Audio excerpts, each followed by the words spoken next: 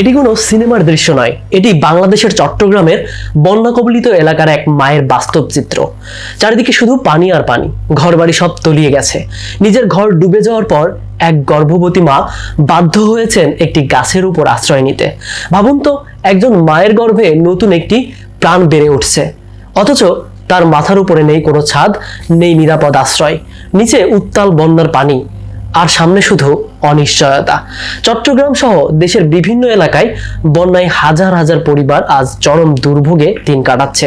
অনেকেই ঘরবাড়ি হারিয়েছেন, খাবার ও বিশুদ্ধ পানির সংকটে পড়েছেন। আমরা যদি যার যার অবস্থান থেকে সামান্য সাহায্যের হাত বাড়িয়ে দিই, তাহলে হয়তো কোনো মা নিরাপদ আশ্রয় পাবেন, কোনো শিশু একবেলা খাবার পাবে, অথবা একটি পরিবার আবার নতুন করে বাঁচার আশা খুঁজে পাবে।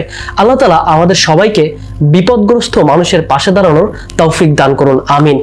এতক্ষণে যে কথাগুলো বললাম, আসলে এই ভিডিওটা শুধুমাত্র সিনেমার টাইপেরই বানানো, সিনেমার মতো করেই বানানো। কারণ এই মহিলাকে দেখে এখন যা ভাববেন, যা বলবেন, সেটা শুধুমাত্র একজন টিকটকারের ক্ষেত্রেই প্রযোজ্য।